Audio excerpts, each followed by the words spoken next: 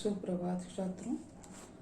हम आज जो अग्नेय जी जो है उसके बारे में चर्चा करेंगे। युग प्रवर्तक अग्नेय जी। पहले हमने भारतेंदु जी, आचार्य महावीर प्रसाद द्विवेदी, जयशंकर प्रसाद इसके बारे में चर्चा की है। आज हम अग्नेय जी के बारे में चर्चा करेंगे। युग प्रवर्तक के रूप में 4 कवियों का, 4 विद्वानों का हमें अध्ययन करना है।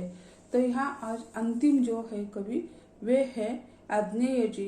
अग्नेय जी जैसे हम कहते हैं प्रयोगवादी काव्य धारा जो है, इसके प्रयोगवादी काव्य धारा के महत्वपूर्ण कवि माने जाते हैं। प्रयोगवाद के प्रवर्तक भी माने जाते हैं। इनका पूरा नाम जो है वह सच्चिदानंद हीरानंद वात्स्यायन, ऐसा उनका पूरा नाम है। तो यह अग्नेय यह जो है यह उन्होंने उपनाम रखा है या उसे हम टोपन नाम कहते हैं। तो अग्नेय ऐसा भी उन्हें कहा जाता है। उनका जन्म 7 मार्च 1911 में हुआ था। यानी 7 मार्च 1911 में इनके पिताजी जो है पुरातत्व विभाग में नौकरी करते थे। लाहौर से बीएससी की परीक्षा उत्तीर्ण करने पर वहीं पर उन्होंने अंग्रेजी में एमए कर दिया। यानी उनके पिताजी नौकरी करते थे, सरकारी नौकरी करते थे, इसी कारण उनकी पढ़ाई में कोई दिक्कत नहीं आई है। तो लाहौर से उन्होंने बीएससी कर दी। उसी समय लाहौर हिंदुस्तान का हिस्सा था। 1947 के बाद वो लाहौर पाकिस्तान का हिस्सा बन गया। लेकिन 1911 में उनका जन्म हो गया और उन्होंने लाहौर से बीएससी प्राप्त कर दी और उसके बाद वहीं पर उन्होंने एमए अंग्रेजी में किया। उस समय क्रांतिकारी दल में भाग लेने के कारण उन्हें गिरफ्तार कर 4 साल की सजा दी गई। यानी अंग्रेजों के विरुद्ध लड़ाई चल रही थी, इसी कारण ये क्रांतिकारी दल में सम्मिलित हो गए और उन्हें 4 साल की सजा हो गई। रिहा होने के बाद वे अनेक पत्रिकाओं के संपादन से जुड़ गए। उसके बाद वे रिहा हो गए। रिहा होने के बाद वे अनेक पत्रिकाएं जो है पत्रिकाओं में संपादन का कार्य करते रहे।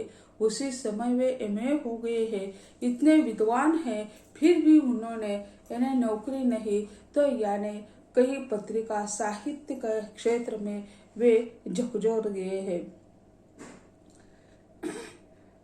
वे उन पत्रिकाओं में विशाल, भारत, बिजली, सैनिक, प्रतीक आदि पत्रिकाओं का समावेश है। 1943 में सेना में कैप्टन पद पर उनकी नियुक्ति हो गई। तो यहाँ वे सैन्य में भी चले गए। 1943 में लगभग 30 साल बाद वे सैनिक में चले गए हैं।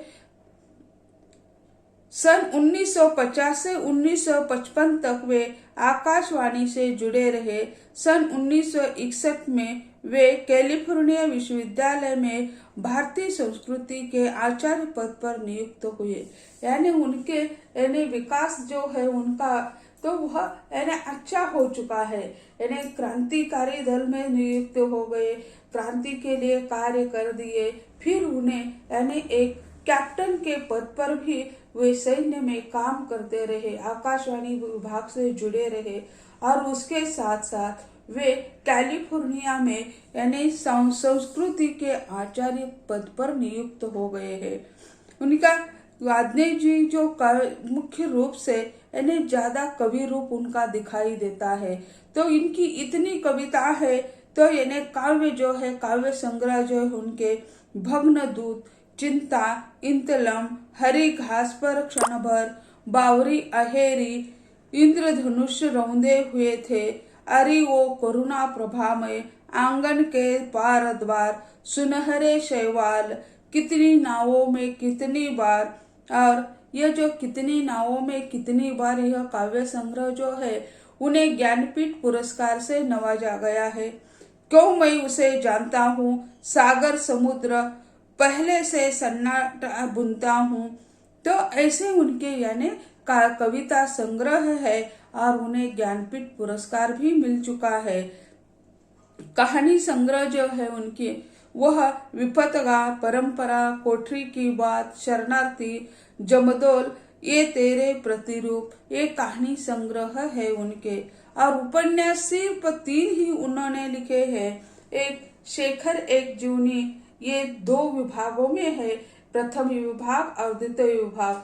तो शेखर एक जीवनी, नदी के द्वीप और अपने अपने अजनबे, ऐसे 3 ही उपन्यास उन्होंने लिखे हैं।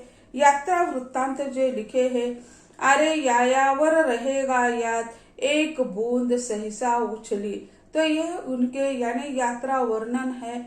और नाटक जो है उत्तर प्रियदर्शनी, एक नाटक लिखा है।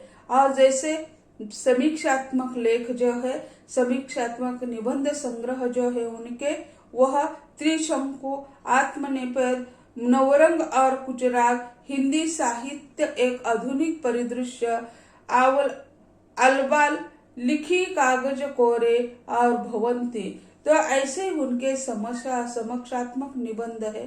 तो वे कवि रूप में ज्यादा महत्वपूर्ण माने जाते हैं।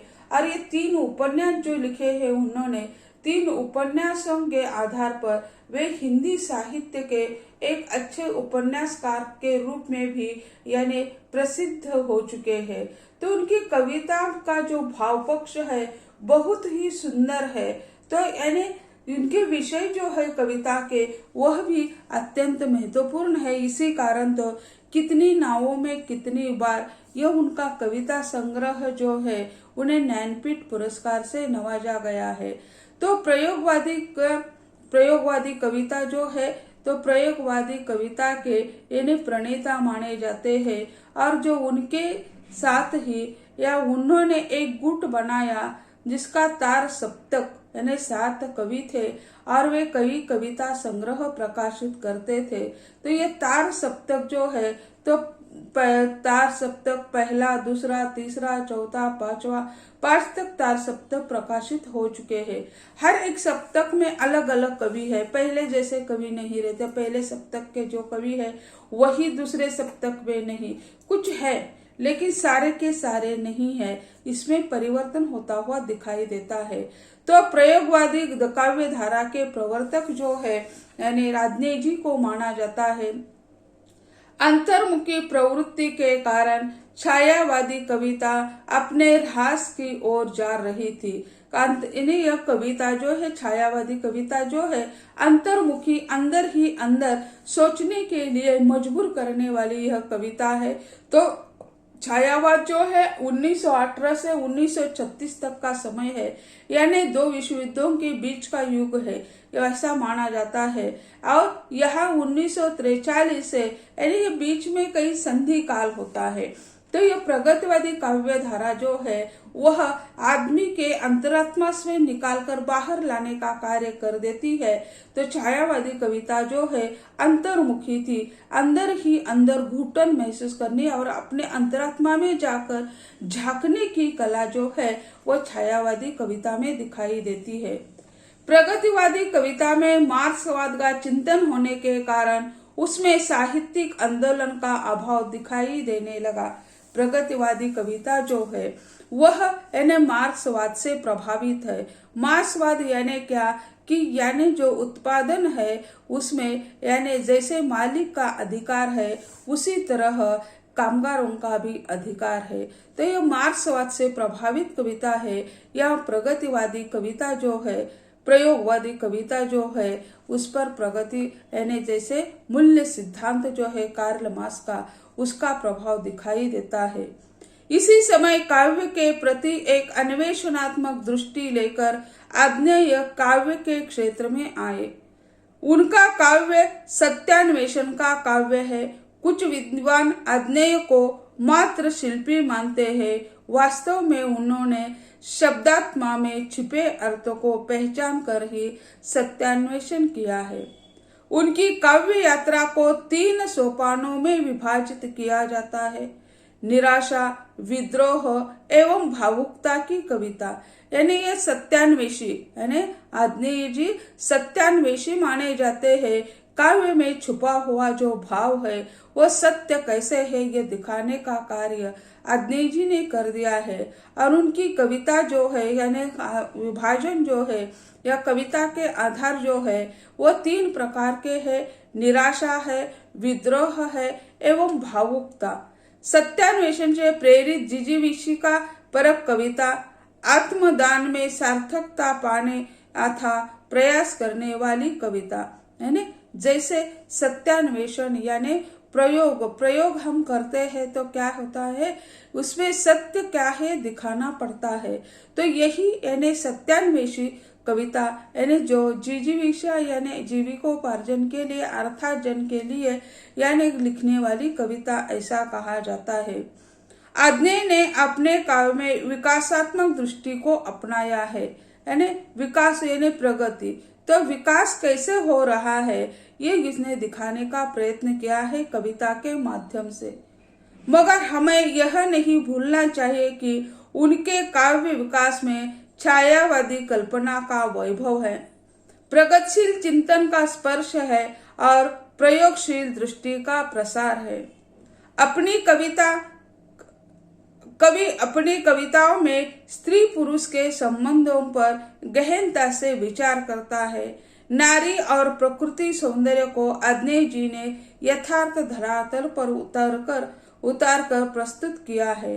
उन्होंने नारी संबंध की पुनर्व्याख्या की है और वे कहते हैं पुरुष और स्त्री का संबंध गतिशील संबंध है यानी उसके स्पष्ट रूप से उन्होंने जैसे रीतिकाल का साहित्य दरबारी साहित्य रहा, श्रृंगार का साहित्य रहा और श्रृंगार जो है नकशिक है यानी स्त्रियों का ही वर्णन उसमें हुआ है।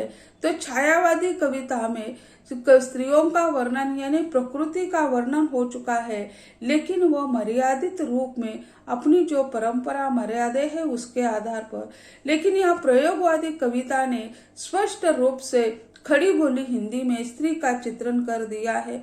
वे कहते हैं तुम देवी ही नहीं ही मैं देवी का अपराध हूँ, तुमको केवल तुम, मैं भी बस अकिंचन याचक हूँ। इनकी प्रेमानुभूति में वेदना की अतिशयता परंपरागत प्रभाव के रूप में व्यक्त हुई है यानी परंपरा जो रीतिकाल की कविता हो या आधुनिक काल की जो छायावादी कविता हो उससे कोई ज्यादा पथ भटकी हुई कविता नहीं है। प्रायोगिक कविताओं में प्रगतिशील कविता में पाई जाने वाली सामाजिक चेतना का विकास हुआ है। उन्होंने काव्य और जीवन को जोड़ने का प्रयास किया है और अनुभूति की ईमानदारी को महत्व दिया है। आग्नेय की प्रायोगिक कविता में सूक्ष्म के स्थान पर स्थूल का आग्रह दिखाई देता है। राष्ट्र प्रेम की भावना परिलक्षित होती है। समाज बोध के साथ शोषितों के प्रति सहानुभूति दिखाई देती है। नास्तिकवाद और युग चेतना का अंतरराष्ट्रीय स्वर सुनाई देता है यानी नास्तिकवाद और युग चेतना का अंतरराष्ट्रीय स्वर सुनाई देता है, क्योंकि यानी जैसे हम देखते हैं यानी अंधविश्वास यानी भगवान है ऐसे मानकर चलने वाले और कर्म सिद्धांत को टालकर यानी वो धर्म सिद्धांत पर चलने वाले जो लोग होते हैं उसको उन्होंने यानी इस कविता के द्वारा संदेश देने का काम कर दिया है। परिवेश के प्रति सतर्क रहते हुए आग्नेय ने यथार्थ को पहचाना है यानी जैसे यह सामाजिक वातावरण जो है उसमें रहकर भी उन्होंने यानी समाज में यानी क्या होता है क्या नहीं है इसके प्रति यानी बहुत सूक्ष्म दृष्टि से अध्ययन किया है। महानगरीय जीवन के प्रति वे अति जागरूक है यानी महानगर जो है वहाँ यानी पहले आज या आगे आने वाले पीढ़ी में भी हम देखेंगे महानगरीय जीवन शैली अलग होती है और गांव की शैली अलग होती है। तो महानगरीय जीवन जो है उसका उन्होंने बड़ी सूक्ष्मता से अध्ययन किया है। यांत्रिकता के दौर में अपनापन, सहानुभूति, आत्मीयता कहीं खो गई है। प्रत्येक मनुष्य अपने स्वार्थ हेतु जी रहा है। यानी महानगर में यांत्रिकीकरण 100% हो चुका है, उसमें कोई आशंका नहीं है। तो हर एक अपने स्वार्थ के लिए महानगर में रहता है, नौकरी हो, रोजी रोटी हो, इसी कारण उसी परिवेश के प्रति वे यानी व्यंग्य हो उठते हैं। यानी उस परिवेश को, उस वातावरण को देखते हैं और वे व्यंग्य से कहते हैं, साप तुम सभ्य तो हुए नहीं, नगर में बसना भी तुम्हें आया नहीं। यानी साप यानी कौन? तो यानी ग्राम के रहने वाले लोग हैं, शहर में जाकर रहे हैं और वे कहते हैं, तुम शहर में आकर भी सभ्य नहीं हो गए हैं, नगर में बसना भी तुम्हें आया नहीं है। तुम नगर में आकर बस गए, लेकिन तुम यानी नहीं बस गए। एक बात पूछो, विष कहाँ पाया? यानी वे कहते हैं कि यानी तुम नगर में आकर बस गए, लेकिन तुमने विष कहाँ से प्राप्त कर दिया? क्या आप बता सकते हैं? यानी आपकी जिंदगी का प्रारंभ गांव में हो गया, लेकिन यहाँ आकर तुम जो अपना मूल धर्म जो है छोड़ चुके हैं, ऐसा वे कहते हैं। तो छात्रों, आज हम यही कहते हैं, अगले लेक्चर में यानी अदने के विचार हम सुनेंगे। धन्यवाद।